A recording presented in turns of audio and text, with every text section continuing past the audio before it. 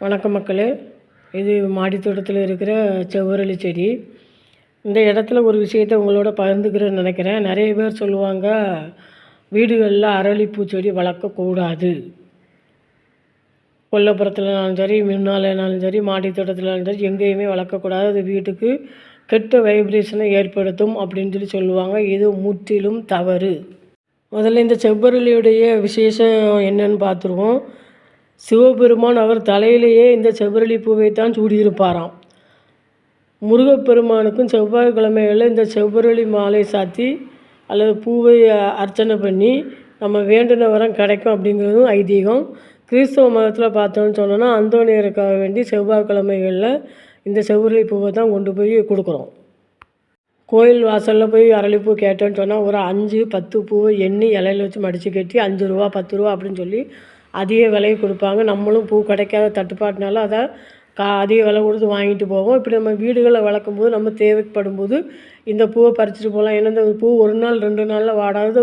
தாராளமாக 7, 8 நாள் செடியில் அப்படியே இருந்து அதுக்கு பிறகு தான் காயும்.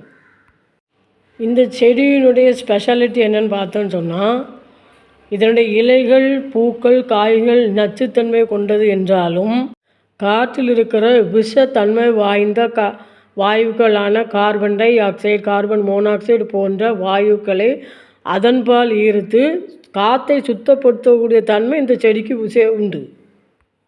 அதனால தான் நீங்கள் நேஷ்னல் ஹைவேஸ்லாம் போய் பார்த்தீங்கன்னா, நடு ரோட்டில் சென்ட்ரல் மீடியன் ஏரியாவில் இந்த செடிகளை நிறைய வளர்த்துருப்பாங்க.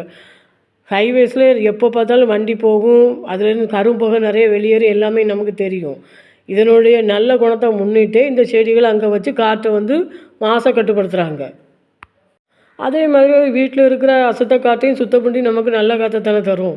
அப்படி இருக்கும்போது அது எப்படி நமக்கு கேடு தரும், கெட்ட வைப்ரேஷன் தரும்னு சொல்ல முடியும்? கிடையாது. எதுக்காக வேண்டி பெரியவங்க, மூத்தவங்க இதை வீட்டில் வைக்கக்கூடாதுன்னு சொன்னாங்கன்னா, இதனுடைய இலைகள், பூக்கள், காய்கள் பார்க்குறதுக்கு அழகாக இருக்குங்கிறக்காக எடுத்து நம்ம சாப்பிட முடியாது. அது விஷத்தன்மை கொண்டது.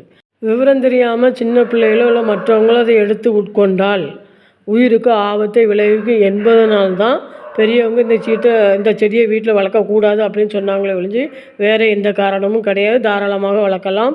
நன்றி. வாழ்க வளமுடன்.